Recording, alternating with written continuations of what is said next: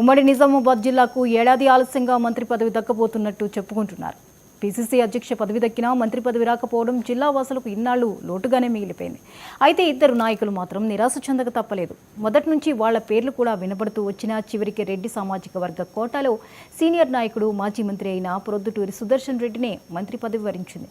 ఏడాదికి పైగా ఎదురుచూపుల తర్వాత ఢిల్లీ హైకమాండ్ గ్రీన్ సిగ్నల్ ఇవ్వడంతో ఉగాది తర్వాత మంత్రి కాబోతున్నారాయన.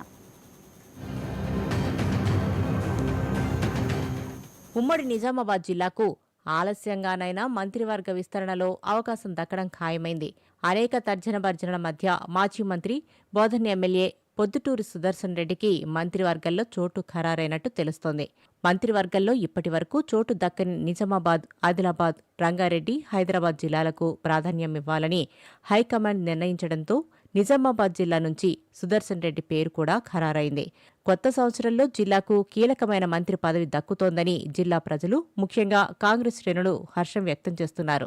నిజానికి మంత్రివర్గం ఏర్పడినప్పుడే నిజామాబాద్కు అవకాశం దక్కుతుందని అంతా అనుకున్నారు. పూర్తిగా పట్టుకోల్పోయిన జిల్లాలో మొన్నటి ఎన్నికలు కాంగ్రెస్కు జీవం పోయటమే అందుకు కారణం. నామినేటెడ్ పదవుల విషయంలోనూ, పీసీసీ అధ్యక్ష పీఠం కేటాయించడంలోనూ ప్రాధాన్యమిచ్చినా మంత్రి పదవి రాకపోవడం లోటుగా కనిపిస్తూ వచ్చింది.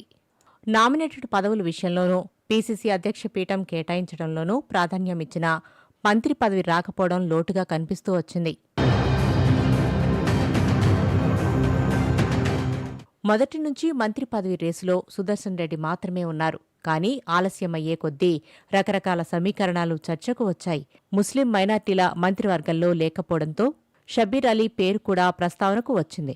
పైగా రేవంత్ రెడ్డి పోటీ చేయడం కోసం కామారెడ్డి నుంచి ఆయనను నిజామాబాద్కు బదిలీ చేశారు. అక్కడ ఆయనకు ఓటమి ఎదురైంది. ఓడిపోయిన వాళ్లకు తిరిగి నామినేటెడ్ పదవులు ఇవ్వరాదనే నిబంధనతో షబ్బీర్ అలీకి నిరాశ ఎదురైంది. ఈసారి మంత్రివర్గ విస్తరణలో కూడా షబ్బీర్ అలీ ప్రయత్నాలు ఫలించలేదు. ఇదిలా ఉంటే ఎల్లారెడ్డి ఎమ్మెల్యే మదన్ మోహన్ రావు కూడా మంత్రివర్గంలో అవకాశం కోసం బాగానే కసరత్తు చేశారు. నిజానికి రాహుల్ గాంధీతో ఆయనకు సాన్నిహిత్యం ఉందనే కారణం కూడా ఆయన పేరు పరిశీలనకు కారణం. అయితే తొలిసారి ఎమ్మెల్యే కావడం, ఉమ్మడి జిల్లాకు ఒకరే అవకాశం ఇవ్వాలనే ఉద్దేశం కారణంగా మదన్ మోహన్ కు మంత్రి ఛాన్స్ మిస్ అయింది. ఉమ్మడి జిల్లాలో కాంగ్రెస్ పార్టీకి అత్యంత కీలకమైన కష్టకాలంలో పార్టీని నెట్టుకొచ్చిన సుదర్శన్ రెడ్డిని కాదని ఎవరికి ఇచ్చినా కాంగ్రెస్ శ్రేణులో తీవ్రమైన నిరసనలు వ్యక్తమయ్యే ప్రమాదాన్ని గుర్తించిన అధిష్టానం మరో ఆలోచన చేయలేదని సమాచారం.